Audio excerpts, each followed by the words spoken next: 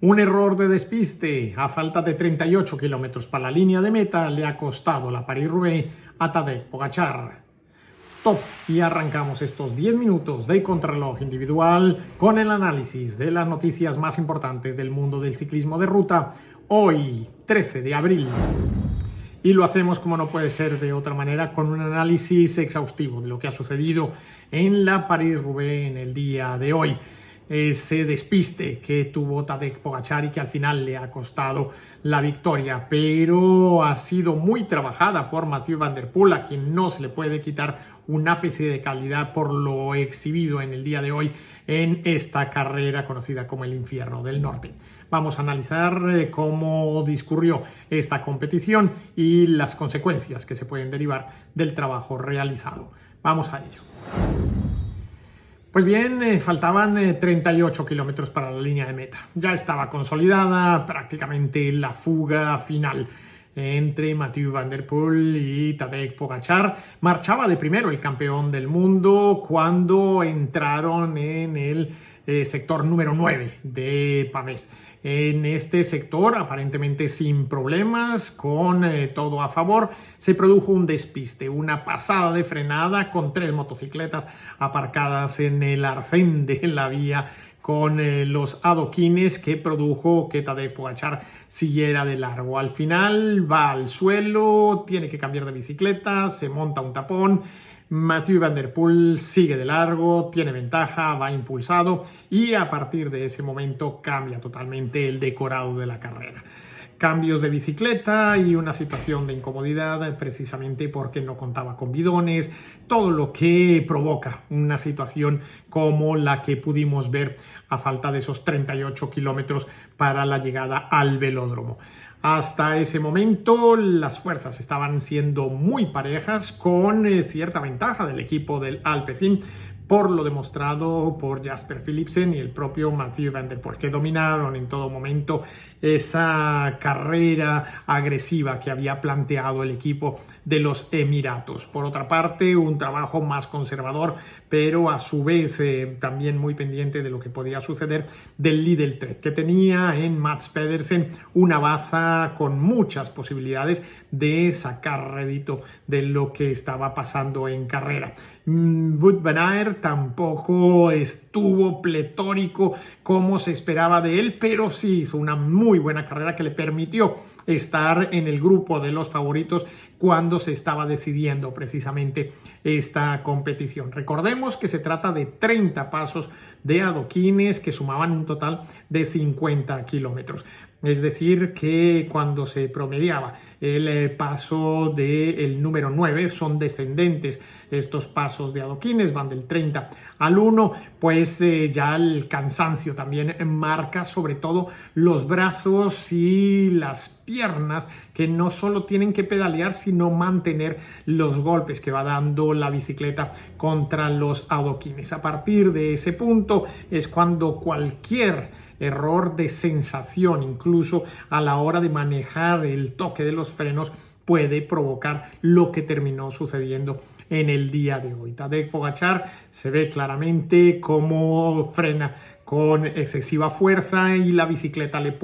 sigue en línea recta. Incluso Mathieu van der Poel, que venía detrás, también alcanza a pasarse algo en la curva, pero el holandés sí consigue recuperar la trazada y seguir adelante, mientras que el corredor de los Emiratos termina incluso cayendo por encima de su bicicleta. Se produce el cambio de la misma, no tiene las coromañolas, los bidones habituales, tiene que volver a acelerar, tiene que volver a empezar y luego tiene que recuperar su bicicleta original, y esto pues ha provocado esa diferencia de un minuto largo que ha terminado obteniendo en línea de meta Mathieu van der Poel en el velódromo de Roubaix.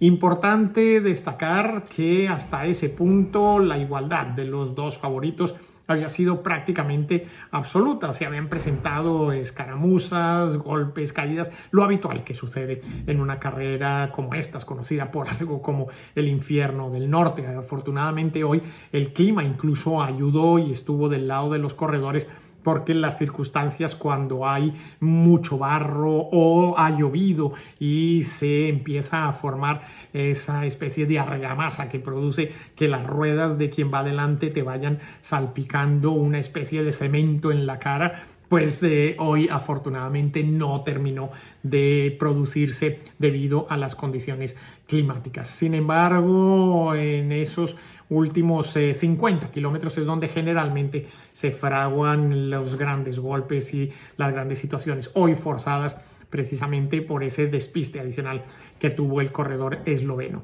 En cuanto a lo que ha avanzado la temporada, tenemos que Mathieu van der Poel va con ventaja de 2 monumentos a 1 frente a Tadej Pogačar. Ha ganado Milán-San Remo, ha ganado París-Roubaix, mientras que el Tour de Flandes se lo adjudicó el corredor esloveno Tadej Pogačar. Veremos cómo continúa esta lucha cara a cara, cabeza a cabeza, que se está convirtiendo en algo mítico en el ciclismo. Recordemos que a principios de la temporada decía Mathieu van der Poel que él realmente donde se sentiría satisfecho es ganando el Mundial de Mountain Bike, que será su máximo objetivo en este 2025. Pues bueno, de momento, para no tenerlo planificado y no tenerlo en consideración, le está yendo bastante bien en lo que tiene que ver con las carreras clásicas de un día al nieto de Pupu. El nieto de Pulidor ha demostrado que tiene una fuerza física, una concentración mental y un manejo de las emociones a prueba de cualquier tipo de test que le quieran plantear, y lo ha hecho en cierta medida el propio Pogačar, que en un momento dado, y esto es cuestión de centésimas de segundo, se produce una situación inesperada, lo que decanta definitivamente una carrera de 259 kilómetros. Es que se dice fácil, no fueron ni 10 metros en los que se produjo la situación en la que todo cambió en el día de hoy dentro de una competencia, como les decimos, de 259 kilómetros, con todas las dificultades que ustedes ya conocen que tiene esta París-Roubaix. Ahora tendremos que ver, lógicamente, el análisis más sosegado de cuáles son los movimientos que estratégicamente planteó cada uno de los equipos, como Mads Pedersen vuelve otra vez a ser tercero en esta carrera, el trabajo de Wout van Aert, el Wirsners también, que ha hecho un magnífico quinto lugar que le ha permitido mantenerse en esa escapada, y luego pues los análisis de otros corredores como Pipo Ganna, Vinian Grimay, etcétera, que han tenido pues menos protagonismo del que en algún momento se esperaba en la competición del día de hoy. Especial mención hay que hacer en justicia a Jesper Philipsen, porque ha hecho una carrera junto a su compañero Mathieu van der Poel verdaderamente fabulosa, teniendo en cuenta que ha venido de menos a más en esa progresión que él mismo se ha planteado después de las caídas y los accidentes que tuvo al comienzo precisamente de esta temporada de clásicas en Bélgica y Francia. Así que hemos vivido una fabulosa fiesta del ciclismo. Creo que lo que hemos sido testigos en el día de hoy es una oda a este deporte en el que efectivamente todos los elementos que se plantean en una carrera han tenido su aparición. Incluso el despiste, la buena o la mala suerte, todo eso juega en este mundo de este deporte, y hoy hemos tenido la oportunidad de ser testigos de su aparición. Así que, bueno, tendremos tiempo para seguir echando miradas más específicas, ya prácticamente con bisturí, para analizar en profundidad cuáles han sido los detalles que nos ha dejado esta París-Roubaix, pero de momento quedarnos con ese gran espectáculo que hemos podido disfrutar en la jornada de hoy, y lógicamente las sorpresas que unas veces se decantan hacia un lugar, otras veces hacia otro, pero es que eso es lo maravilloso de esta actividad, de este deporte, y también pues de la lucha que se plantea sin cuartel entre dos fenómenos ciclistas que están verdaderamente generando una edad de oro en esta